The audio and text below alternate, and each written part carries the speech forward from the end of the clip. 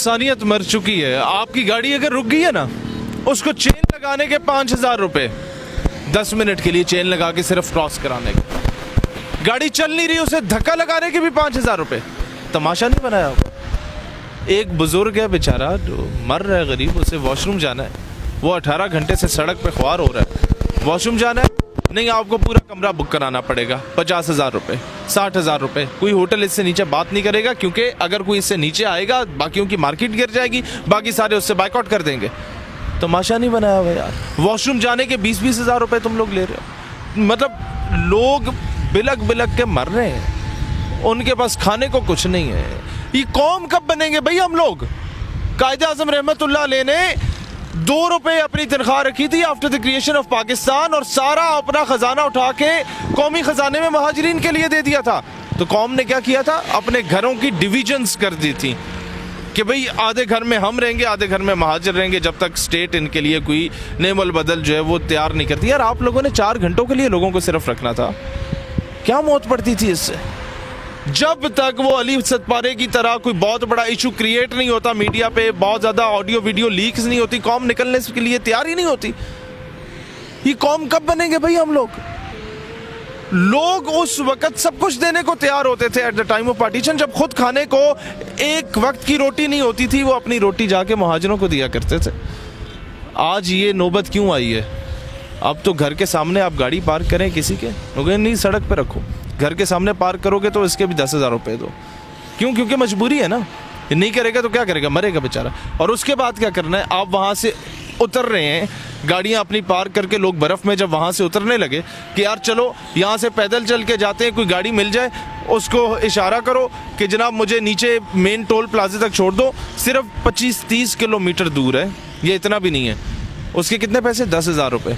यार 30 किलोमीटर या 25 किलोमीटर आने जाने का अगर आप 1000 भी लेते हैं तो आपके 500 या 400 या 300, पेट्रोल बहुत भी महंगे ना, 200 की बचत हो जाती है। 1500 ले लो, 2000 ले लो।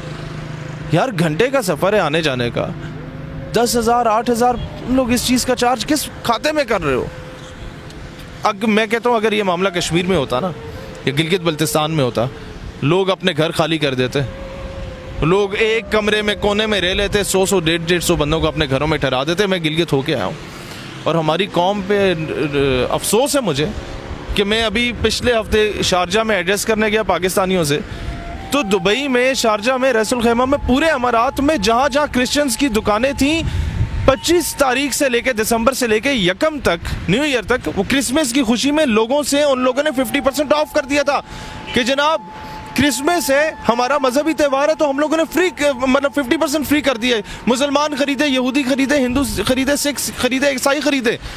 हम यहाँ पर 100 रुपए के दर्जन केले होते हैं, 250 दर्जन के कर देते हैं रमज़ान में, हम लोग ये सिला दे रहे होते हैं। यार दुनिया कहाँ मर चुकी है? हम लोग, हमारी इंसानियत मर चुकी है, हमारे कायदे आज़म के अक़वाल हमारी नज़र में मर चुके हैं कि हम लोगों ने उसको वो वेटेज ही नहीं दी, वो इम्पोर्टेंस ही नहीं थी।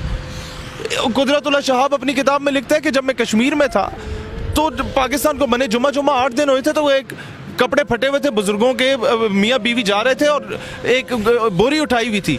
हमने उनसे पूछा गाड़ी में बिठा के कि कहाँ जा रहे हो? कहते हैं बैतुल माल तक हमें छोड़ाओ। हमने कहा बुजुर्गों शर्म नहीं आती? पाकिस्तान को बने जुमा 8 दिन हुए और तुम जाके कर्जे मांग रहे हो? कहते नहीं।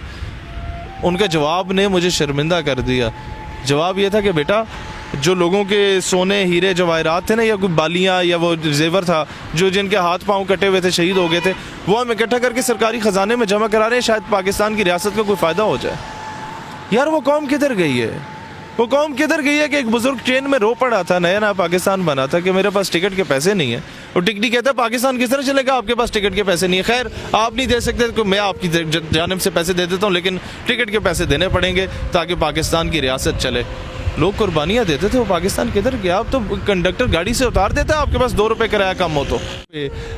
किसी को मक्खी लड़ती है, सैलाब आता है, आग लगती है, आंधी आती है, वो कोई अगर पीछे इदारा रह गया है जिसको आप कहते हैं हर काम में मदाखलत कर रहा होता है, क्यों कर रहा होता है? भाई इसलिए कर रहा होता है कि ये उल्लू के पट्टे सत्तू पी के सो जाती है।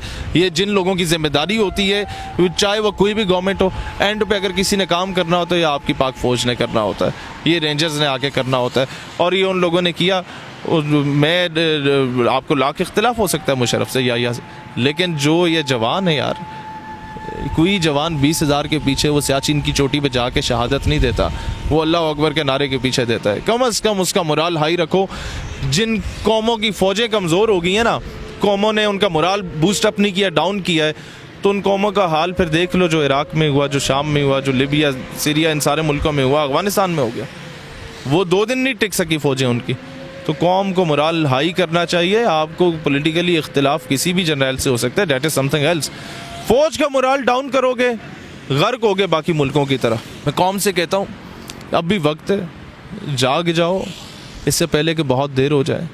अब मैं अपने तमाम यहाँ के दोस्तों से कहता हूँ कि यार दुकानदारी बाद में या बिज़नेस बाद में, इंसानियत पहले होती है। खुदारा पाकिस्तान के साथ खिलवाड़ ना